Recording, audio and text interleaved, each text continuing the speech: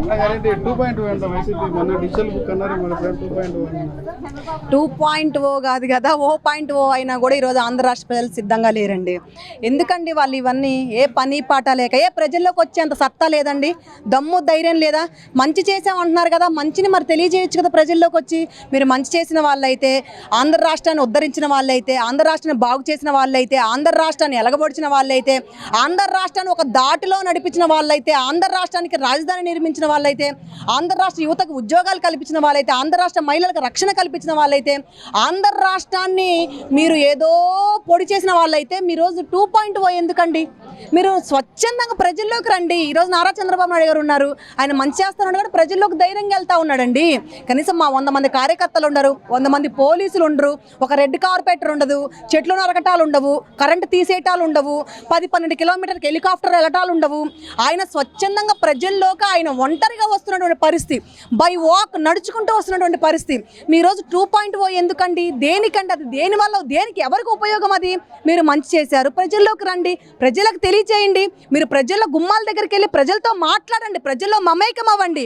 2.0 పెట్టి మీరు సోషల్ మీడియాలో రిలీజ్ చేసి ఆ పోస్టులు పెట్టి ఈ పోస్టులు పెట్టి తప్పుడు పోస్టులు పెట్టి ఇవన్నీ దేనికి ఉపయోగం? తప్పు చేసేది మీరు, మళ్ళీ దానికి తప్పుడు ప్రచారాలు చేయడానికి మళ్ళీ 2.0 ఎందుకండి?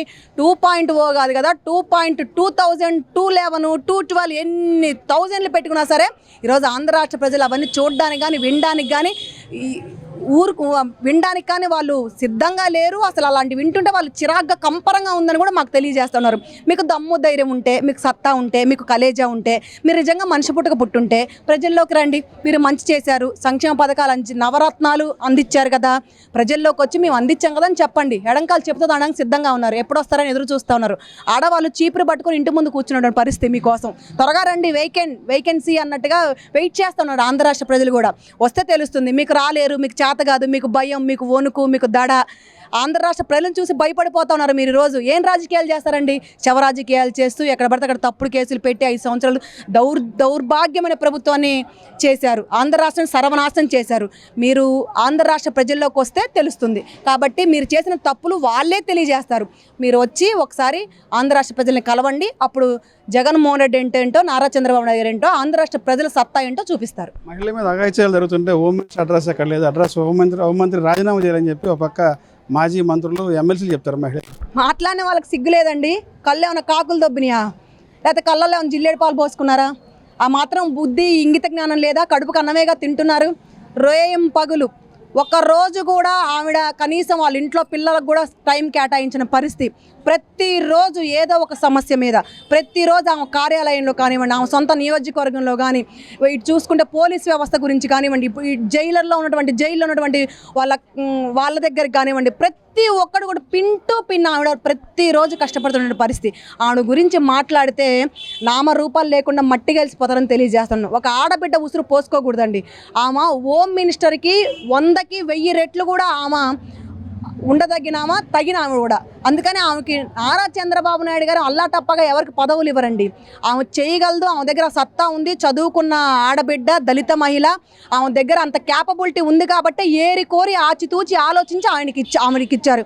ఆమె దానికి 100కి 100% న్యాయం చేస్తుందని ఆంధ్ర రాష్ట్ర ప్రజలకు తెలుసు. మీరు మాట్లాడాల్సిన అవసరం లేదు. ఈరోజు ఆడబిడ్డ మీద ఏదైనా జరిగితే ఊరుకునే పరిస్థితి కానీ సహించే పరిస్థితి అంతగానే లేదు. ముఖ్యంగా హోమ్ మినిస్టర్ కన్నా కూడా నారా లోకేష్ గారు చర్యలు తీసుకున్నటువంటి పరిస్థితి అండి, గుర్తుపెట్టుకోండి. పవన్ కళ్యాణ్ గారు చర్యలు తీసుకున్నటువంటి పరిస్థితి. కాబట్టి మీరు ఆడబిడ్డలకు రక్షణ లేదని మాట్లాడితే ఆడపిల్లలు ఊరుకోరు. ఈరోజు చెప్తాను, ఆంధ్ర రాష్ట్రంలో ఆడబిడ్డలు అందరూ కూడా ఈరోజు కూటమి ప్రభుత్వాన్ని నమ్మారు. వాళ్ళు నమ్మిన రీతిలోనే పనిచేస్తూ ఉంది, ఆడబిడ్డలకు రక్షణ కల్పిస్తూ ఉంది. ప్రతి ఒక్క ఆడబిడ్డ కూడా గుండె ధైర్యంతో ఆనందంగా సంతోషంగా బతుకుతూ ఉన్నారు ఈరోజు కూటమి ప్రభుత్వం వల్ల. కాబట్టి మీరు పిచ్చి కూతలు, కారు కూతలు కూస్తే వినడానికి, చూసి సహించడానికి అంతకన్నా ఇక్కడ ఎవరు సిద్ధంగా లేరండి. ఒళ్ళు దగ్గర పెట్టుకొని, నోరు అదుపులో పెట్టుకొని మాట్లాడితే పద్ధతిగా, గౌరవంగా ఉంటుందని హెచ్చరిస్తా ఉన్నాను.